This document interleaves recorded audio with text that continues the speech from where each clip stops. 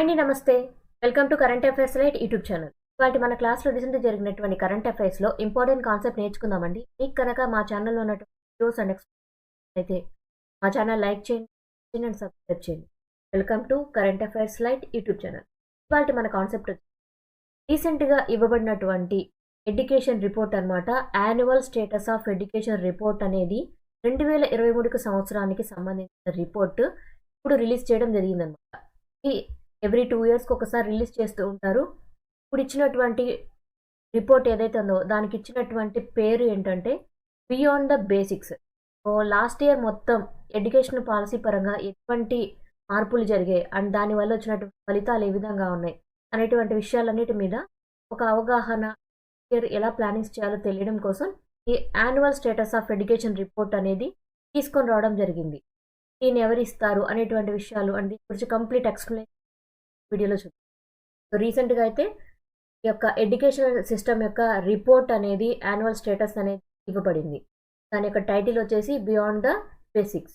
ఈ annual status for education report ఏదైతే ఉందో అది మెయిన్గా 14 నుంచి 18 సంవత్సరాల వయసు కలిగినటువంటి పిల్లల మీద, యువత మీద కేంద్రీకరించి, అది కూడా గ్రామీణ యువత మీద కేంద్రీకరించి వాళ్ళకి ఏ విధంగా చదువు అందుతుందో అనేటువంటి విషయాల మీద ఫోకస్ చేస్తూ రిపోర్ట్ అనేది తయారు చేయడం జరిగింది. అండ్ దీని ద్వారా ఏంటంటే మన దేశం యొక్క జనాభాలో ఎంతమంది జనాభా, అందులోనూ 14 నుంచి 18 సంవత్సరాల వయసు కలిగినటువంటి యువకుల్లో ఎటువంటి విద్యా అవకాశాలు ఉన్నాయి అండ్ వాళ్ళు ఎంతవరకు ఎడ్యుకేషన్ సిస్టమ్ వాల్యుబుల్గా తీసుకుంటున్నారు అనేటువంటి విషయాల మీద ఈ యొక్క రిపోర్ట్ అనేది రెడీ చేయడం జరిగింది. అండ్ రిపోర్ట్ అనేది ఎవరు ఇస్తారు? So annual status for education రిపోర్ట్ని ప్రథమ్ ఫౌండేషన్ వాళ్ళు ఇస్తారు. ప్రథమ్ ఫౌండేషన్ ఎవరు రిలీజ్ చేస్తారంటే ప్రథమ్ ఫౌండేషన్ వాళ్ళు రిపోర్ట్ అనేది చేయడం జరుగుతుంది. అండ్ ఇక్కడ ఏసీఆర్ యొక్క మొత్తం డీటెయిల్ ఎనాలిసిస్లో భాగంగా, సో ఇదేంటంటే ఏసీఆర్ అనేది మన దేశంలో ఇచ్చినటువంటి ఒక ఫౌండేషన్, అంటే ఒక ఎన్జిఓ లాంటిదన్నమాట.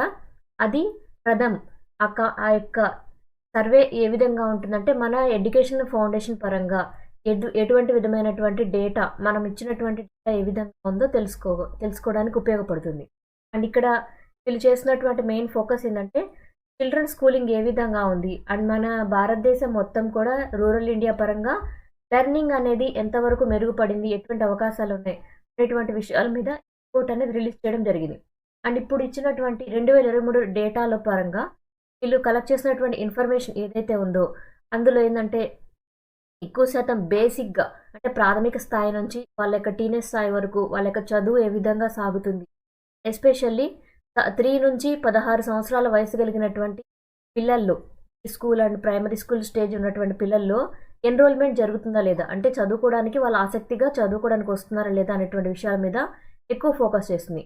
అండ్ 5 నుంచి 16 సంవత్సరాల వయసు కలిగినటువంటి పిల్లల్లో ఎటువంటి రీడింగ్ క్యాపబిలిటీస్ ఉన్నాయి, అంటే వాళ్ళకు ఉన్నటువంటి సిలబస్ పరంగా ఫౌండేషనల్ రీడింగ్ అనేది సరిగ్గా ఉందా లేదా, అండ్ దాంతోపాటు వాళ్ళు చదువుకున్నటువంటి మ్యాథ్స్ ఏవైతే ఉంటాయో లైక్ అర్థమెటిక్ ఎబిలిటీ, వాటిని వాళ్ళ యొక్క డైలీ లైఫ్లో ఏ విధంగా వాడగలుగుతున్నారు అనేటువంటి విషయాల మీద మెయిన్ ఫోకస్ చేస్తూ బేసిక్ ఫౌండేషన్ ఎలా ఉందో కూడా ఏఎస్ఈఆర్ అనేది రిపోర్ట్ అనేది కలెక్ట్ చేస్తూ ఉంటుంది. అండ్ అసలు ఈ యొక్క రిపోర్ట్ని, అంటే ఏఎస్ఈఆర్ ఎడ్యుకేషన్ సంబంధించినటువంటి రిపోర్ట్ ఏదైతే ఉందో ఇప్పటి నుంచి స్టార్ట్ చేశారు. సో ఇలా రిపోర్ట్ అనేది ప్రజెంట్ చేయడం 2005 నుంచి స్టార్ట్ చేశారు. అండ్ ఇక్కడ ఉన్నటువంటి బేసిక్ ఏఎస్ఈఆర్ సర్వే ఏదైతే ఉందో అది 2014 వరకు కూడా ఎవ్రీ 1 ఇయర్, అంటే ఎవ్రీ ఇయర్ యాన్యువల్గా రిపోర్ట్ అనేది ఇస్తూ ఉండింది. బట్ తర్వాత 2016 నుంచి మాత్రం ఒక సంవత్సరం తర్వాత ఇంకొక సంవత్సరం ఆల్టర్నేటివ్ సైకిల్లో ఈ రిపోర్ట్ అనేది రిలీజ్ చేయడం జరుగుతుంది. ఇప్పుడు వచ్చినటువంటి రిపోర్ట్ ఏంటంటే 2023 మొత్తం మీద యువత మీద చేసినటువంటి సర్వే ఏదైతే ఉందో దానికి సంబంధించినటువంటి రిపోర్టు 2024లో చేయడం జరిగింది. అండ్ లక్ష్యాలు ఏ విధంగా ఉన్నాయి, అసలు ఈ ఏసీఆర్ లాంటి రిపోర్ట్ అనేది ఎందుకు ఇవ్వడం జరిగింది, ఏం సాధించడానికి ఈ రిపోర్ట్ అనేది ఇచ్చారు. సో ఆబ్జెక్టివ్స్ పరంగా ఏంటంటే 2023 సర్వే ప్రకారం ఇక్కడ 14 నుంచి 18 సంవత్సరాల వయసు ఉన్నటువంటి పిల్లలు ఎవరైతే ఉంటారో, ఎవరైతే ఉంటారో వాళ్ళ మీద ఫోకస్ చేస్తూ వాళ్ళ యొక్క రీడింగ్ క్యాపబిలిటీ ఏ విధంగా ఉంది, వాళ్ళ యొక్క మ్యాథ్ స్కిల్స్, వాళ్ళు అర్థమెటిక్ స్కిల్స్ వాళ్ళ యొక్క డైలీ లైఫ్ సిచ్యువేషన్స్లో ఏ విధంగా ఉపయోగిస్తున్నారు, వాళ్ళు బయట ప్రపంచంలో కూడా వాళ్ళ యొక్క చదువుకున్నటువంటి విషయాల్ని అప్లికబుల్ చేసుకోగలుగుతున్నారా లేదా అనేటువంటి విషయాల మీద చర్చిస్తూ అండ్ వాటి మీద ఏ విధంగా వాళ్ళ యొక్క నాలెడ్జ్ ఇంప్రూవ్ అయిందో తెలుసుకోవడం కోసం ఈ యొక్క సర్వే అనేది తీసుకొనబడింది. అండ్ ఇప్పుడు ఇచ్చినటువంటి రీసెంట్ సర్వేలో భాగంగా ఏంటంటే కొన్ని set of rules and guidelines తీసుకొని సర్వే అనేది నిర్వహించారన్నమాట. ఎటువంటివంటే వాళ్ళ యొక్క యూత్ డెవలప్మెంట్, రూరల్ ఇండియా పరంగా యూత్ డెవలప్మెంట్ ఏ విధంగా ఉంది అండ్ దాంతోపాటు ఏంటంటే ఎవరైతే యువత ఉన్నారో వాళ్ళు ఉన్నటువంటి నిర్ణయాల పరంగా అండ్ మన దేశం యొక్క ప్రగతిని సాధించేటువంటి అంశాల పరంగా వాళ్ళు ఎంతవరకు వాటి నుంచి అవకాశాలు తీసుకోగలుగుతున్నారు. ఎస్పెషల్లీ గవర్నమెంట్ కనుక మన దేశంలో ఉన్నటువంటి గ్రామీణ యువతకి చదువుకోవడానికైనా ఉద్యోగ అవకాశాలు కానీ కల్పిస్తుంది. వాటి గురించి అవగాహన కలిగి వాటిని ఉపయోగించుకొని వాళ్ళ యొక్క వృద్ధి కోసం, వాళ్ళ ఆర్థిక వృద్ధి కోసం వాళ్ళు ఎంతవరకు వాళ్ళ యొక్క లక్ష్యాలను సాధించడానికి ఉపయోగించుకుంటారు అనేటువంటి విషయాల గురించి కూడా ఈ యొక్క సర్వే అనేది జరిగింది. అండ్ ఇక్కడ ఇవ్వబడినటువంటి 2023 రిపోర్ట్ ఏదైతే ఉందో అది ఎక్కువగా ఎటువంటి విషయాల మీద ఫోకస్ చేసి తన రిపోర్ట్ అనేది రెడీ చేసిందో. సో యాక్టివిటీ పరంగా రూరల్ ఇండియా పరంగా యూత్ ఎవరైతే ఉన్నారో, ఎస్పెషల్లీ 14 నుంచి 18 సంవత్సరాల వయసు ఉన్నటువంటి యువత ఎవరైతే ఉన్నారో వాళ్ళు ఎటువంటి యాక్టివిటీస్లో తమ సమయాన్ని ఇస్తున్నారు, వాళ్ళు ఏ విధంగా చదువుకుంటున్నారా లేదా వాళ్ళ స్కిల్స్ డెవలప్ చేసుకుంటున్నారా లేదా ఇటువంటి విషయాల మీద రిపోర్ట్ అనేది తీసుకుంటారు.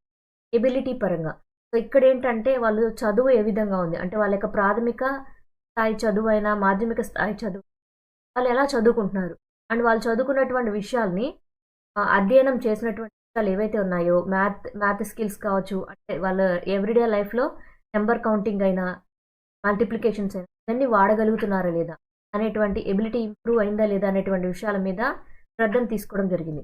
దాంతోపాటు digital awareness and skills. So వాళ్ళకి నిజంగా ఎంతమందికి యువతకి స్మార్ట్ ఫోన్స్ అనేవి ఉన్నాయి, ఉన్న వాళ్ళల్లో ఎంతమంది స్మార్ట్ ఫోన్ని సరిగ్గా వాడగలుగుతున్నారు అండ్ స్మార్ట్ ఫోన్ ఉపయోగించి వాళ్ళ యొక్క ఫ్యూచర్ డెవలప్మెంట్ కోసం ఎంతవరకు వాడగలుగుతున్నారు ఇటువంటి విషయాల గురించి కూడా ఈ సర్వేలో తీసుకోవడం జరిగింది. అండ్ ఇక్కడ ఆస్పిరేషన్ పరంగా అయితే ఇప్పుడు మన దేశంలో ఉన్నటువంటి యువత ఎవరైతే ఉన్నారో వాళ్ళకి ఎంతమందికి వాళ్ళకి ఇన్స్పిరేషన్ పర్సనాలిటీస్ ఉన్నారు, ఎవరిని రోల్ మోడల్గా తీసుకొని వాళ్ళ యొక్క ఫ్యూచర్ని వాళ్ళు డిజైన్ చేసుకుంటున్నారు అనేటువంటి విషయాల మీద సర్వే అనేది నిర్వహించడం జరిగింది. ఈ ఫైండింగ్స్ ఆఫ్ ద రిపోర్ట్, అసలు ఈ రిపోర్ట్ వల్ల మనకు తెలిసినటువంటి అంశాలు ఏంటి?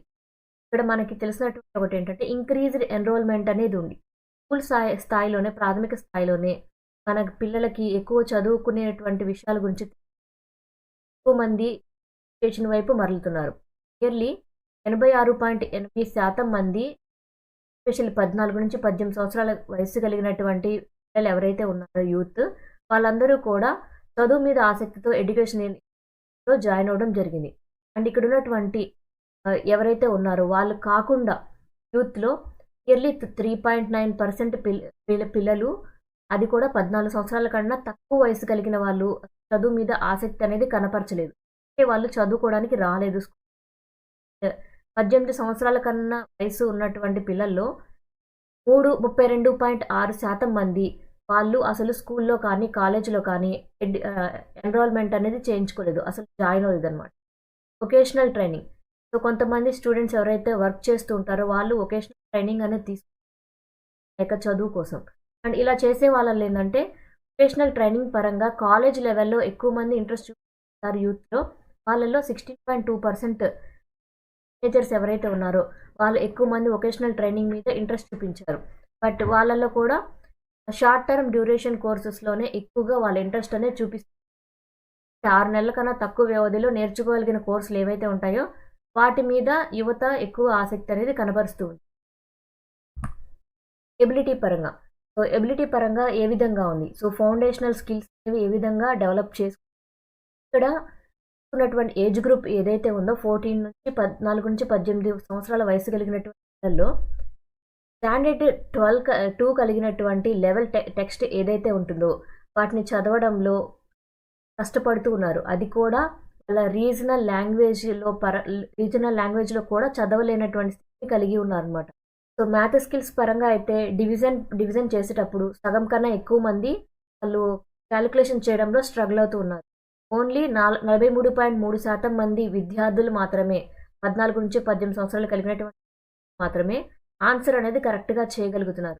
ఎవ్రీడే కాలిక్యులేషన్ పరంగా అయితే నియర్లీ 85% యూత్ ఎవరైతే ఉన్నారో వాళ్ళు లెంత్ని కొలవడం చేయడంలో అండ్ ఆ లెంత్ని కొలవడం కూడా 0 నుంచి స్టార్ట్ చేసి ఎంత లెంత్ ఉందో క్యాలిక్యులేట్ చేయడంలో కరెక్ట్గా చేస్తున్నారు. బట్ ఎప్పుడైతే స్టార్టింగ్ పాయింట్ అనేది 0 కాకుండా అదర్ నెంబర్ కనుక తీసుకుంటే వాళ్ళు లెంత్ అనేది క్యాలిక్యులేట్ చేయడంలో సరిగ్గా చేయలేకపోతున్నారు అనమాట. అండ్ అలా క్యాలిక్యులేట్ చేయడంలో ఇంతకుముందు 80% మంది కరెక్ట్గా లెంత్ అనేది క్యాలిక్యులేట్ చేయగలిగారు. బట్ ఎప్పుడైతే స్టార్టింగ్ పాయింట్ అనేది వేరుగా తీసుకున్నారో అప్పుడు క్యాలిక్యులేట్ చేసే వాళ్ళ సంఖ్య 39% పడిపోయిందనమాట. అండ్ యూత్లో చాలా వరకు కామన్ క్యాలిక్యులేషన్స్ అనేవి, నార్మల్ చేసేటువంటి క్యాలిక్యులేషన్స్ అనేవి చేయలేకపోతున్నారు. అంటే సగం మంది మాత్రమే క్యాలిక్యులేషన్స్ అనేవి కరెక్ట్గా చేయగలుగుతున్నారు ఎవ్రీడే లైఫ్లో. Daily life applications. సో ఇక్కడ యూత్ ఎవరైతే ఉన్నారో వాళ్ళు స్టాండర్డ్ 1 లెవెల్ టెక్స్ట్ బుక్స్ ఏవైతే ఉంటాయో వాటిలో కనీసం 2/3 పీపుల్ వరకు కూడా, అంటే ముగ్గురులో ఇద్దరైనా సరే ఆన్సర్ చేయగలుగుతున్నారు. బట్ కొంతవరకు మాత్రం 3/4 క్వశ్చన్స్ ఏవైతే ఉంటాయో, అంటే 4 క్వశ్చన్స్ ఇచ్చినప్పుడు 3 క్వశ్చన్స్కి ఆన్సర్ చేయడం, చదవగలగడం అనేటువంటిది వాళ్ళ యొక్క ఆన్సరింగ్ స్కిల్స్ ద్వారా బయటపడింది. And financial calculations. సో ఇక్కడ యూత్ ఎవరైతే ఉన్నారో వాళ్ళు సబ్ట్రాక్షన్ అనేది చేయగలుగుతున్నారు. అండ్ మోర్ ఓవర్ 60% కన్నా ఎక్కువ మంది బడ్జెట్ మేనేజ్మెంట్ పరంగా ఉండేటువంటి లెక్కల్ని కూడా వాళ్ళ యొక్క చదువులో భాగంగా నేర్చుకుని వాళ్ళు డైలీ లైఫ్లో వాడుకోగలుగుతున్నారు. అండ్ 37% వరకు డిస్కౌంట్ మీద ఉన్నటువంటి గణాంకాలు ఏవైతే ఉంటాయో వాటిని చేయగలుగుతున్నారు. అండ్ కానీ క్యాలిక్యులేషన్, రీపేమెంట్కి సంబంధించినటువంటి క్యాలిక్యులేషన్ చేయాల్సి వచ్చినప్పుడు ఓన్లీ 10% యువత మాత్రమే చేయగలుగుతున్నారు. అండ్ ఇవన్నిట్లో కూడా మగవారిలో, అంటే ఉన్నటువంటి వాళ్ళలో స్టూడెంట్స్లో మగవారు అయితే కొంచెం బాగా బెటర్గా చేయగలుగుతున్నారు ఆడవారి కన్నా. ఎందుకంటే ఆడవాళ్ళకు ఉండేటువంటి అంత తక్కువగా ఉన్నాయి. Digital awareness and skills. So digital access పరంగా అయితే నియర్లీ 90% మంది యువత స్మార్ట్ ఫోన్ అనేది కలిగి ఉన్నారు వాళ్ళకి. అండ్ ఇక్కడ కొంతవరకు వాళ్ళకి ఎలా వాడుకోవాలో తెలుసు. కానీ ఫిమేల్స్కి యొక్క సెల్ ఫోన్ యాక్సెస్ అనేది, స్మార్ట్ ఫోన్ యాక్సెస్ అనేది చాలా తక్కువ మందికి అండ్ వాళ్ళకి అలా ఉండకపోవడం వల్ల స్మార్ట్ ఫోన్ అయినా కంప్యూటర్నైనా వాడాల్సిన సిచ్యువేషన్లో మగవారు మాత్రమే వాటిని బెటర్గా వాడుకోగలుగుతున్నారు ఆడవారితో పోలిస్తే. And communication and online safety. So ఇక్కడ యూత్ ఎక్కువగా సోషల్ మీడియాని వాడుతున్నప్పుడు నియర్లీ ఎక్కువ శాతం మంది, సగానికన్నా ఎక్కువ శాతం మంది ఆన్లైన్ సేఫ్టీ పరంగా అవేర్నెస్ అనేది కలిగి ఆన్లైన్ సిస్టమ్ మీడియంని యూస్ చేస్తూ ఉన్నారు. అంటే వాళ్ళు లేడీస్కి అయితే ఈ యొక్క సోషల్ మీడియా గురించి సరైనటువంటి అవగాహన ఉండట్లేదు, సేఫ్టీ కూడా తెలియటం లేదు. కానీ మేల్ స్టూడెంట్స్కి మాత్రం ఈ అవగాహన అనేది ఉండటం ద్వారా ఆన్లైన్ మీడియాని, అంటే సోషల్ మీడియాని బెటర్గా యూస్ చేసుకోగలుగుతున్నారు. Digital task. ఇక్కడ 70% ఆఫ్ యూత్ ఎవరైతే ఉన్నారో వాళ్ళు ఇంటర్నెట్ని బ్రౌజ్ చేయడం అనేది జరుగుతుంది. ఎందుకోసం అంటే వాళ్ళ ఏదైనా క్వశ్చన్కి ఆన్సర్ చేయాలంటే వాళ్ళు ఇంటర్నెట్ని వాడుకునే విధంగా వాళ్ళకి స్కిల్స్ అనేవి ఉన్నాయి. నియర్లీ 2/3 ఆఫ్ పీపుల్ ఎవరైతే ఉన్నారో వాళ్ళు వాళ్ళ స్మార్ట్ ఫోన్లో అలారం సెట్ చేసుకోవడం అనేది వాళ్ళకి తెలుసు. అంటే అలారం సెట్ చేసుకోవడం అంటే ఇక్కడ స్మార్ట్ ఫోన్ని వినియోగించుకోవడం అనే విషయంలో వాళ్ళు అవేర్నెస్ అనేది కలిగి ఉన్నారు. అండ్ గూగుల్ మ్యాప్స్ని వాడడం అనేది కూడా, గూగుల్ మ్యాప్స్ని వాడడం అండ్ 2 పాయింట్స్ మధ్య, అంటే 2 ప్లేసెస్ మధ్య టైం అనేది తీసుకుంటుంది అని క్యాలిక్యులేట్ చేయడం, ఇటువంటి చిన్న చిన్న టాస్క్స్ ఏవైతే ఉంటాయో వాటిని పెర్ఫామ్ చేయడంలో ఆడవారి కన్నా కూడా మగవారే బెటర్గా చేయగలుగుతున్నారు. అండ్ ఇక్కడ కొన్ని కీ కన్సర్న్స్ ఉన్నాయి. ఏవైతే అడ్డంకులు ఉన్నాయో అవి ఏంటంటే, సో లిమిటెడ్ అకాడమిక్ సక్సెస్ అనేది ఒక మేజర్ డ్రాబ్యాక్గా తీసుకొనబడింది. సో ఇక్కడ ఏంటంటే ఫౌండేషనల్ న్యూమరసీ అనేది చాలా తక్కువగా ఉంది. ఈ విధంగా ఫౌండేషనల్ న్యూమరసీ పరంగా ఏవైతే అవసరమో, అంటే ప్రాథమిక జ్ఞానం అవసరమో అది చాలా తక్కువగా ఉంది. సో అలా చేయడం వల్ల ఏంటంటే వాళ్ళు తర్వాతి స్థాయిలో, అంటే ఇంటర్మీడియట్ స్థాయి కావచ్చు, మాధ్యమిక స్థాయి కావచ్చు, అటువంటి చదువుకునేటువంటి విషయాల్లో ప్రాథమిక దశలో వారికి సరైనటువంటి ఫౌండేషనల్ స్కిల్స్ లేకపోవడం అనేది వాళ్ళకి ఒక డ్రాబ్యాక్గా నిలబడిపోతుంది. And flat learning trajectories. ఇక్కడ ఏంటంటే ఏదన్నా ఓవర్ ద టైం వాళ్ళ ఇంప్రూవ్మెంట్ తీసుకోవాలి అంటే కరెక్ట్ అయినటువంటి అకాడమిక్ పరంగా వాళ్ళకి సహాయం అనేది, బెటర్గా స్కిల్స్ని పెంపొందించుకోవడం లేదా ఇంకా బెటర్ ఎడ్యుకేషన్ తీసుకోవడం అనేది వాళ్ళకి చాలా మందికి సాధ్యపడడం లేదు. ఓన్లీ నార్మల్ వేలో చాలా స్లో ప్రాసెస్లో మాత్రమే వాళ్ళ ఎడ్యుకేషనల్ స్కిల్స్ అనేవి ఇంప్రూవ్ అవుతున్నాయి. బట్ షార్ప్గా వాళ్ళ ఎడ్యుకేషన్ స్కిల్స్ అనేవి ఇంప్రూవ్ అవ్వటం లేదు. Challenges posed by curriculum constraint. So మన యొక్క విద్యా విధానం పరంగా ఏంటంటే పేరెంట్స్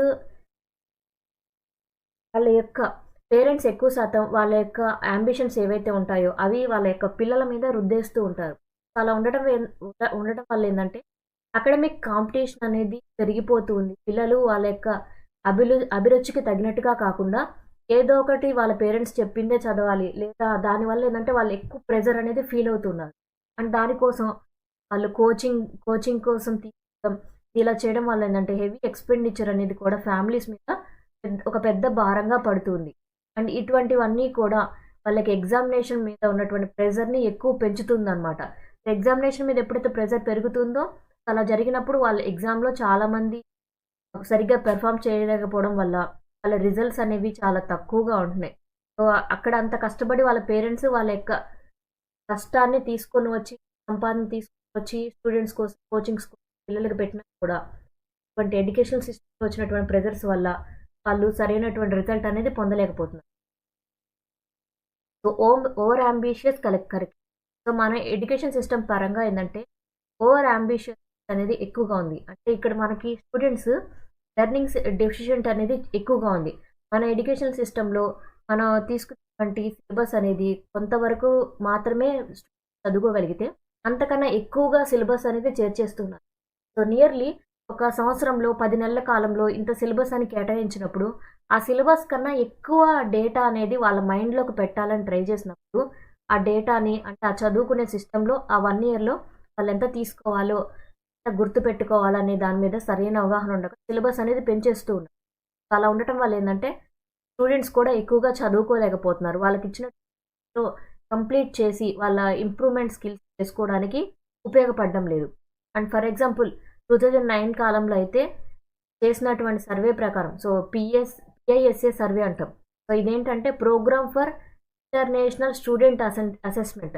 సో ఇటువంటి ఒక సర్వేలో పరంగా మన ఇండియా కూడా పార్టిసిపేట్ చేసినప్పుడు ఏం జరిగింది, వచ్చినటువంటి రిజల్ట్స్లో ఎంతమంది స్టూడెంట్స్ అసలు ఇంటర్నేషనల్ అసెస్మెంట్లో ఎవరు చదువుకోగలుగుతున్నారు, అంటే ఏ విధంగా చదువు అనేది జ్ఞానాన్ని ఉపయోగించగలుగుతున్నారు అటువంటి విషయాల మీద ఒక సర్వే చేసినప్పుడు మన దేశం చివరి నుంచి 2nd పొజిషన్లో ఉంది.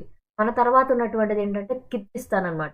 అంటే మన లీస్ట్ కేసులో ఉన్నాం. అంటే మన యొక్క విద్యా విధానంలో ఓవర్ అంబిషియస్ కరికులం ఇవ్వడం ద్వారా మనము స్టూడెంట్స్ని సరిగ్గా చదువుకోలేనటువంటి స్థితిలోకి నెట్టేస్తూ ఉంది. Challenges posed. సో ఇక్కడ మనకి ఆస్పిరేషన్ పరంగా అంటే వాళ్ళు అడ్డంకుల్ని దాటేసి ముందుకు వెళ్ళే విషయంలో ఎటువంటి ప్రాబ్లమ్స్ అనేవి వాళ్ళు ఫేస్ చేస్తున్నారు. So not motivated to study అనేది మెయిన్గా ఉంది. సో ఇక్కడ ఉన్నటువంటి విధానంలో ఏంటంటే చాలామంది 12th గ్రేడ్ తర్వాత చదువుకోవడానికి ఆసక్తి లేదని తెలియజేశారు. అది కూడా ఆడపిల్లల కన్నా బాయ్స్ మేము తర్వాత 12th స్టాండర్డ్ తర్వాత మాకు చదువుకోవాలని లేదు అనేటువంటి విషయాన్ని తెలియజేశారు.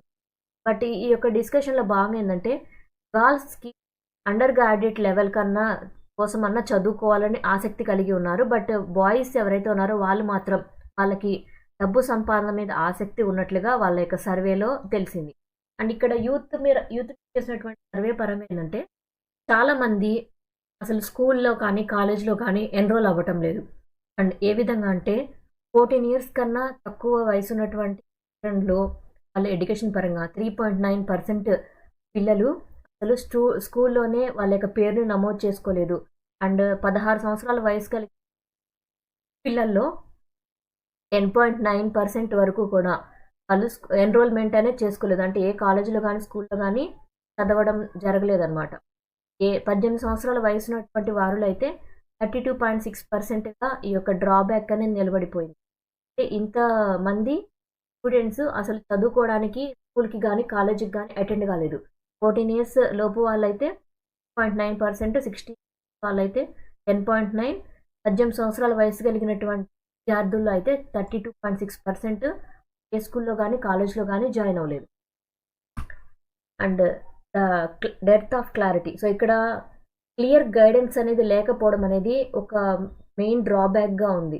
సో ఇక్కడ ఏ విధంగా అంటే చదువుకునేటువంటి విద్యార్థులకి ఏ విధంగా చదవాలి, వాళ్ళ ఎడ్యుకేషన్ అనేది వాళ్ళకి తర్వాతి స్థాయిలో ఏ విధంగా ఉపయోగపడుతుంది. సో వాళ్ళు కావాల్సినటువంటి లక్ష్యాన్ని సాధించాలంటే ఎటువంటి ఎటువంటి విషయాలు చదవాలి, తర్వాత ఎటువంటి జాబ్ చేయాలి, ఆ జాబ్కి అవసరమైనటువంటి ఎలా నేర్చుకోవాలి, ఇటువంటి విషయాల గురించి అవగాహన లేకుండా ఉన్నారు.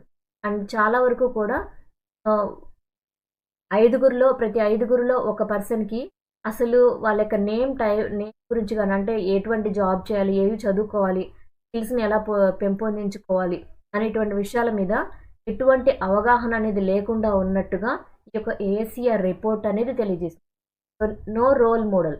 ఇక్కడ చాలా మందికి కూడా ఏఎస్సిఆర్ రిపోర్ట్ పరంగా తెలిసిందంటే, స్టూడెంట్స్ సర్వే చేసినప్పుడు మగపిల్లల్లో 42.5% మందికి అసలు ఎటువంటి రోల్ మోడల్ అనేది లేదు అని తెలియజేశారు. అండ్ ఆడపిల్లల్లో అయితే 48.3% మంది గ్రామీణ యువత ఎవరైతే ఉన్నారో ఆడపిల్లల్లో వాళ్ళకి ఇన్స్పిరేషన్ చేసేటువంటి పర్సనాలిటీస్ ఎవరు లేరు. అంటే వాళ్ళని ఏదన్నా విషయం మీద ఆసక్తిని కలిగించే విధంగా, మాకు ఈ వ్యక్తి అంటే ఇన్స్పిరేషన్ తీసుకుంటాం, ఆయనలాగా అవ్వాలని ఉంది అని ఎవరు తెలుసుకోవడం లేదనమాట. వాళ్ళకి ఎటువంటి అవగాహన కూడా వాళ్ళ యొక్క ఫ్యూచర్ గురించి లేకుండా వాళ్ళు చదువుకుంటున్నారు. So challenges posed by digital deprivation. So ఇక్కడ లెస్ టెక్నికల్ ఇంక్లినేషన్ అనేది ఉంది. సో ఏ విధంగా అంటే, ఇక్కడ ఉన్నటువంటి యువతలో ఎవరైతే ఉన్నారో వాళ్ళు చాలా మంది ఎక్కువ శాతం ఎటువంటి విషయాల మీద ఆసక్తి చదువుతున్నారంటే, ఆర్ట్స్ అండ్ హ్యుమానిటీస్ మీద ఉండేటువంటి కోర్సులు ఏవైతే ఉంటాయో వాటి మీద ఎక్కువ ఆసక్తిని కనబరుస్తూ ఉన్నారు. అండ్ స్టాండర్డ్ 11 అంతకన్నా ఎక్కువ క్లాసెస్లో ఏంటంటే మోర్ దెన్ హాఫ్ కూడా, అంటే 55.7% మంది యువత ఎవరైతే ఉన్నారో వాళ్ళు ఆర్ట్స్ అండ్ హ్యుమానిటీస్ పరంగా ఉండేటువంటి కోర్సుల్లో జాయిన్ అవ్వడానికి ఎక్కువ ఆసక్తి చూపుతారు.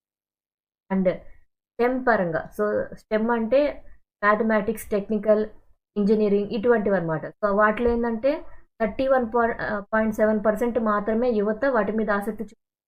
అండ్ కామర్స్ సబ్జెక్ట్స్ ఏవైతే ఉంటాయో వాటి మీద కోర్సుల కోసం 9.4% మాత్రమే ఆసక్తి చూపుతారు. ఎప్పుడైతే ఆర్ట్స్ అండ్ హ్యుమానిటీస్ స్ట్రీమ్లోకి వెళ్తూ ఉన్నారో డిజిటల్ లిటరసీ అనేది ఎక్కువగా ఉండటం లేదు.